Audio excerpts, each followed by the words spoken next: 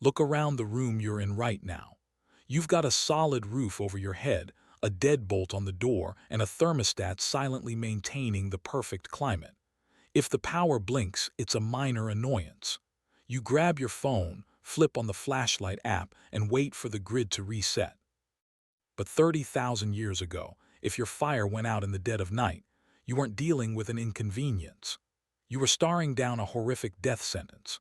Your Ice Age ancestors lived in a world where the dark was actively malicious. The moment a sudden downpour, a violent gust of wind, or a momentary lapse in watch duty snuffed out that glowing orange shield, you instantly tumbled from the top of the food chain straight to the bottom. Without fire, you were suddenly blind, freezing, and completely exposed to a nocturnal meat grinder, packed with apex predators that could see perfectly in the pitch black. Yet our ancestors didn't just curl up and wait to become animal feed. They engineered defensive protocols so counterintuitive and utilized survival psychology so profound that modern military units still copy their exact blueprints today. They proved that even when you take away humanity's greatest invention, the human brain remains the most dangerous weapon on Earth. By the end of this, the simple luxury of turning off your bedroom light and safely closing your eyes will feel like an absolute miracle. The myth of the cave-huddled coward. First, let's kill the most persistent myth about prehistoric survival. Picture a Paleolithic clan whose fire just went out in the middle of a pitch-black night, and your brain probably goes straight to a Hollywood trope. A dozen terrified people wearing ragged furs, packed into the deepest, darkest cave they can find, shivering in a corner, hoping a monster doesn't smell them. Here, what kills me, that image is dead wrong. Hiding in a dark cave without fire was practically an invitation to get eaten. Caves were never vacant real estate. They were the primary dens for the most terrifying nocturnal killers on the planet, like 2,000-pound cave bears and massive cave hyenas. Walking into a dark cavern without a torch wasn't finding shelter. It was walking directly into the jaws of a predator that considered that cave its home. The archaeological record is full of human bones chewed to splinters inside cave sites, proving that caves were frequently a trap, not a sanctuary. If they couldn't hide in holes and they couldn't relight the fire in pitch darkness, they had to engineer the night. Here are the 5 craziest, most brilliant defensive methods ancient humans used the exact second the fire went out. 1. The microtopography bottleneck, exploiting the high ground. The absolute second the fire died, the clan's priorities shifted from comfort to pure geometry. You could no longer afford to sleep on flat, open ground where a predator could stalk you from a 360-degree angle. Humans had to immediately transition to microtopography, dead spaces. In the pitch black, the group would silently move to extreme terrain features, the lip of a vertical cliff face, a narrow rocky finger, or the top of an isolated, massive boulder. They would position their bodies right at the edge of the sheer drop-off. This effectively used the laws of physics to eliminate half of the predator's options. A saber-toothed cat couldn't sneak up from behind because behind the humans was a 100-foot vertical fall. This forced any stalking animal to approach from a single, highly predictable bottleneck out front. By narrowing the vector of attack, a few alert humans armed with heavy stone-tipped spears could easily hold the line in the dark, thrusting blindly into the narrow passage the moment they heard a rustle. 2. The living multi-layer canopy, the arboreal retreat. We like to think that once humans evolved to walk upright, we completely left our tree-dwelling days behind. But survival psychology tells a different story. When the fire went out on the open savanna or the European steppes, our ancestors went right back to their evolutionary roots and took to the sky. Scaling massive, sturdy trees was a standard emergency protocol, but they didn't just sit on a branch and hope they wouldn't fall off. They constructed temporary, elevated sleeping platforms known as arboreal bivouacs. They would weave flexible, living branches together to create a rigid, horizontal hammock high above the ground. But here is the crucial survival twist. They would sleep in a tightly packed, interlocked human knot. By pressing their bodies together, they didn't just maximize heat retention to survive the freezing night air. They ensured that if anyone shifted, panicked, or slipped, the collective movement would instantly awaken the entire group.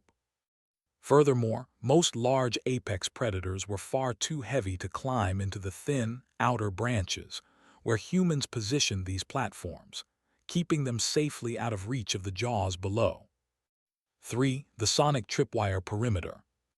How do you detect a predator sneaking through the brush when the fire is out and you are completely blind? You outsource your vision to your sense of hearing. Long before the invention of modern security systems, ancient humans engineered passive, sonic early warning perimeters around their sleeping zones. Before bedding down in the pitch black, the group would carefully scatter highly specific, brittle debris in wide concentric circles.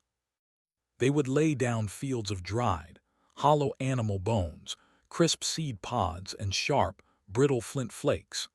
If a 500-pound predator tried to use its padded paws to silently stalk the sleeping camp, its massive weight would inevitably crush a dry mammoth rib or snap a twig. It was a primitive sonic tripwire. As visualized in the harrowing imagery of Image 3A9003, JPG titled "One Cry Equals Death," the absolute rule of the night was silence. A single sharp crack of a bone in the dead of night acted as an instant cognitive pattern interrupt. The clan wouldn't wake up confused. They would wake up with their adrenaline surging, spears already raised and pointed in the exact direction of the sound. 4. The bioengineered radar system, the first wolves.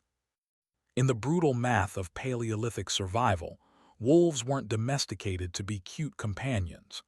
They were adopted as an aggressive, living radar system explicitly for the night shift when human senses failed.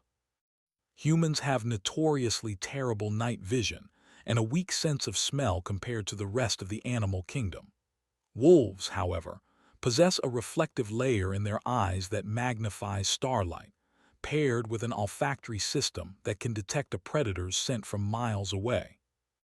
By allowing semi-domesticated wolves to hang around the perimeter to clean up leftover meat scraps, humans essentially bought a 24/7 security force. If the fire went out, these proto-dogs didn't care. They lived in the dark.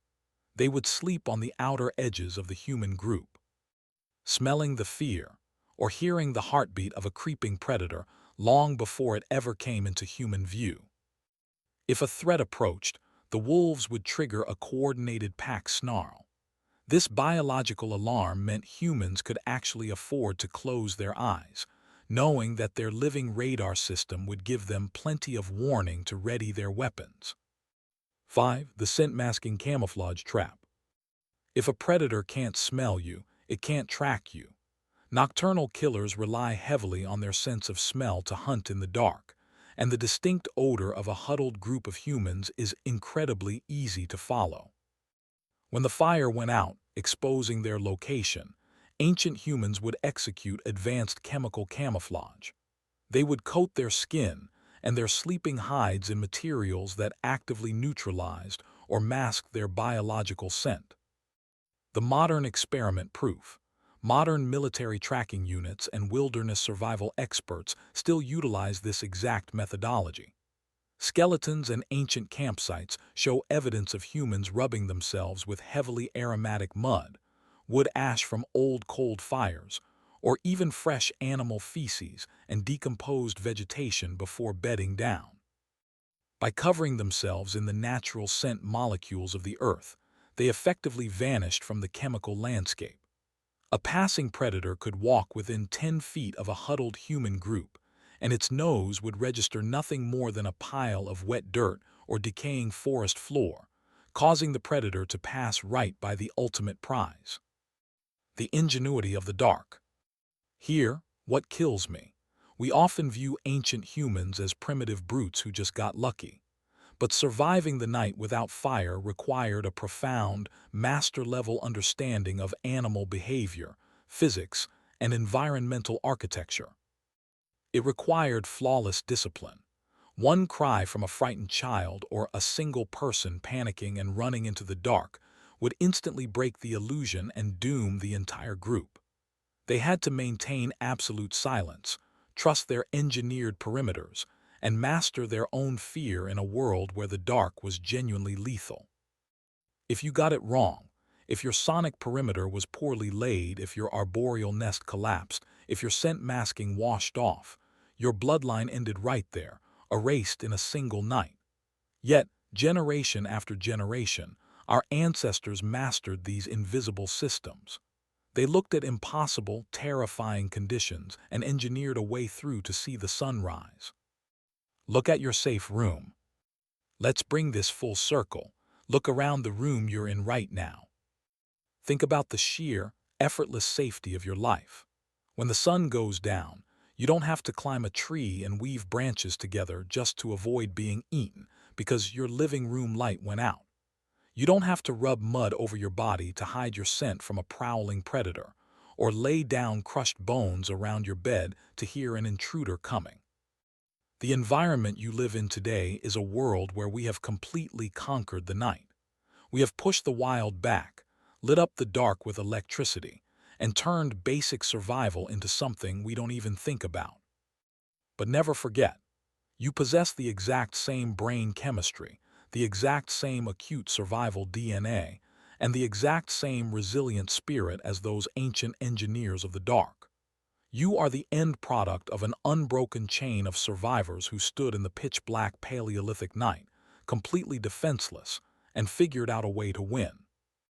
So the next time you turn off your lights to go to sleep, take just 1 second to appreciate the quiet, appreciate the safety. Because the fact that you can close your eyes in the dark without a spear in your hand is a luxury that took thousands of years of human ingenuity to build.